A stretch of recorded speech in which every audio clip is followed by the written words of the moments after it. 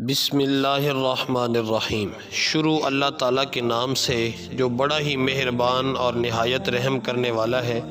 نوری voice channel کے عزیز دوستو، السلام علیکم ورحمۃ اللہ وبرکاتہ۔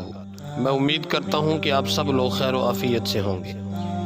تو ناظرین، آج کا جو واقعہ ہے وہ بڑا ہی اہم ہونے والا ہے، اس میں ہمارے لیے درس حیات بھی ہے۔ آج کا جو واقعہ ہے وہ یہ ہے کہ اللہ دیکھ رہا ہے۔ اس ٹاپک کے اوپر ہم آج بات کریں گے۔ آپ نے ویڈیو کو سکپ نہیں کرنا، اینڈ تک دیکھنا ہے۔ ویڈیو آپ مکمل دیکھیں گے تب ہی آپ کو پتہ چلے گا کہ یہ واقعہ کیسا ہے۔ تو ناظرین، آج کا جو واقعہ ہے وہ بڑا ہی اہم ہونے والا ہے کہ اللہ تعالیٰ ہمیں دیکھ رہا ہے۔ ہم کمرے میں ہوں یا گھر کے صحن میں ہوں، ہم میزبان ہوں یا مہمان، جاگ رہے ہوں یا نیند میں، ہم جہاں بھی ہوں، جو کچھ بھی کر رہے ہوں، ہر حال میں اللہ تعالیٰ ہمیں دیکھ رہا ہے، ہمارے ہر عمل کو دیکھ رہا ہے۔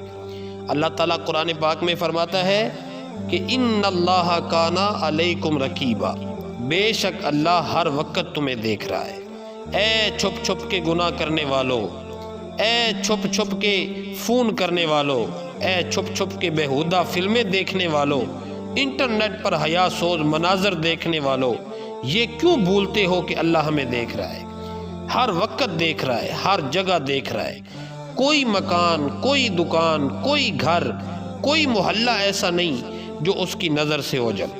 انسان ہر وقت اللہ تعالیٰ کی نظر میں ہے۔ تو ناظرین، اللہ کے جو ولی ہوتے ہیں نا، ان کی شان ہی نرالی ہوتی ہے۔ وہ لوگوں کو دین اسلام کی تبلیغ کچھ اس انداز سے کرتے ہیں کہ مخاطب سر تسلیم خم کیے بغیر نہیں رہ سکتے۔ اللہ والے اللہ کے دین کی طرف بلاتے ہیں اور اللہ عز و جل سے ملاتے نظر آتے ہیں۔ اپنے بچوں کی، اپنے بڑوں کی، اپنے جوانوں کی تربیت کرتے نظر آتے ہیں۔ حضرت سہل بن عبداللہ تستری رحمۃ اللہ تعالی علیہ فرماتے ہیں کہ جب میری عمر 3 سال کی تھی نا، تو میں اپنے ماموں جان سیدنا محمد بن سوار رحمۃ اللہ تعالی علیہ کو نماز پڑھتے دیکھا کرتا تھا۔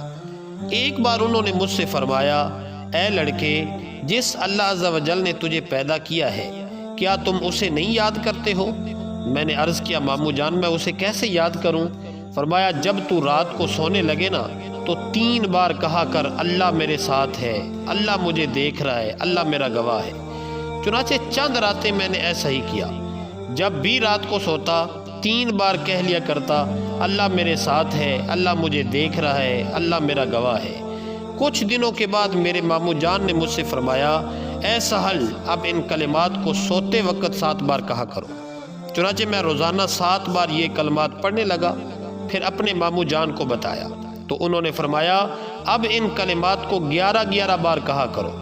چنانچہ میں نے 11 بار کہنا شروع کر دیا، اللہ میرے ساتھ ہے، اللہ مجھے دیکھ رہا ہے، اللہ میرا گواہ ہے۔ پھر میرے دل میں ان کلمات کی حلاوت یعنی مٹھاس پیدا ہو گئی۔ ایسا کرتے کرتے 1 سال گزر گیا اور میری عمر 4 سال ہو گئی۔ پھر ماموں جان نے مجھ سے فرمایا، بیٹے، جو کچھ میں نے تجھے سکھایا ہے اسے قبر میں جانے تک پڑھتے رہنا، یعنی ساری زندگی کے لیے یاد رکھنا، یہ تمہیں دنیا اور آخرت میں بہت نفع دے گا۔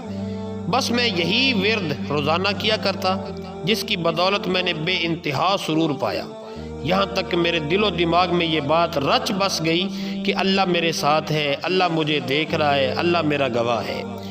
پھر ایک دن ماموں جان نے مجھ سے فرمایا، جب اللہ عز و جل تیرے ساتھ ہے، تجھے دیکھ رہا ہے اور وہ تیرا گواہ ہے، تو تجھے چاہیے کہ ہرگز اس کی نافرمانی نہ کر۔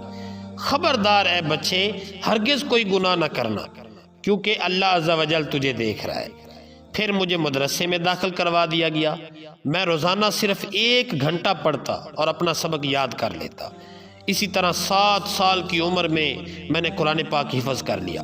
میرا معمول تھا کہ روزانہ روزہ رکھتا اور 12 سال کی عمر تک جو کی روٹی کھا کر گزارا کر لیتا۔ جب 13واں سال شروع ہوا تو مجھے ایک شرعی مسئلہ پیش آیا۔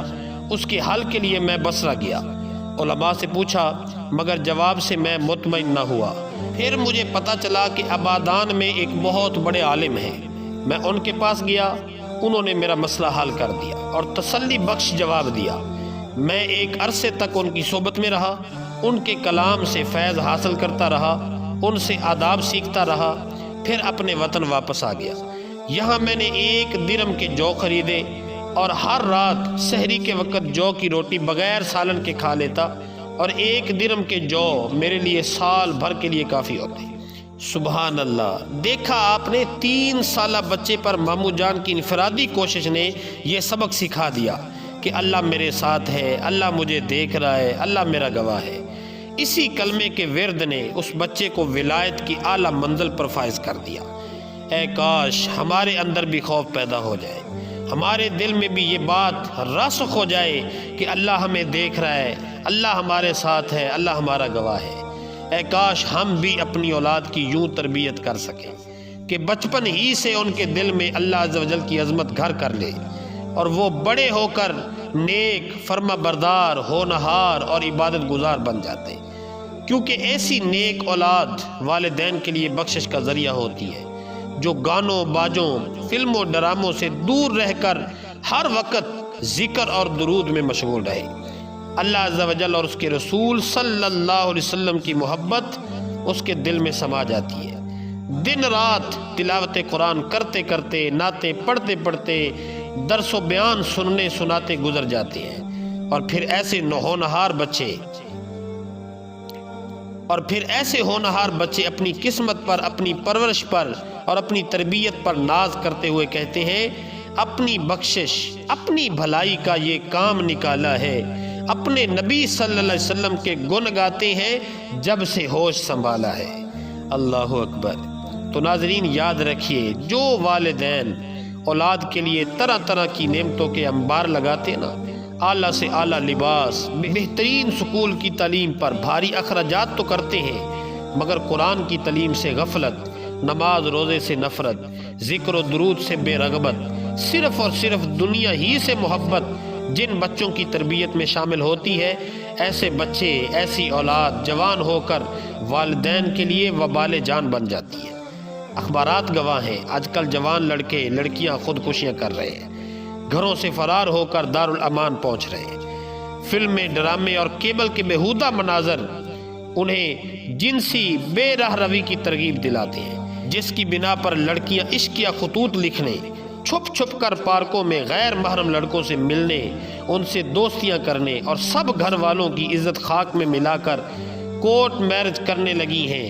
روزانہ اخبارات ایسی خبروں سے بھرے ہوتے ہیں۔ لو میرج کا رواج عام ہو رہا ہے، فیشن کی شوقین اسلامی بہنیں مغربی تہذیب کی رو میں بہہ کر دین اسلام سے دور ہوتی جا رہی، فلموں، ڈراموں اور بےہودہ ناچ گانوں میں وقت برباد کرتی نظر آ رہی ہیں، گلیوں بازاروں میں بے پردگی، بد نگاہی عام ہوتی جا رہی ہے۔ صرف لڑکیاں ہی قصوروار نہیں ہیں، ادھیڑ عمر کے مرد بھی تانک جھانک سے باز نہیں آتے، مگر تالی ایک ہاتھ سے نہیں بجتی ہے۔ دور حاضر میں والدین کو گالیاں دینے، برا بھلا کہنے اور گھر سے نکال دینے کے ہولناک واقعات ہمیں سوچنے پر مجبور کرتے ہیں کہ کیا یہ اسلامی معاشرہ ہے؟ یہ سب کچھ اولاد کی اسلامی اور اخلاقی تربیت نہ کرنے کا نتیجہ ہے۔ اللہ عز و جل اور اس کے رسول صلی اللہ علیہ وسلم کے احکامات سے دوری کا سبب ہے۔ اگر ہم نے اولاد کو قرآن کا درس دیا ہوتا، حدیث کا درس دیا ہوتا، سنت کا درس دیا ہوتا، نماز روزے کا پابند کیا ہوتا، تو آج یہ نوبت نہ آتی۔ درس قرآن اگر ہم نے بھلایا نہ ہوتا، یہ زمانہ نہ زمانے نے دکھایا ہوتا۔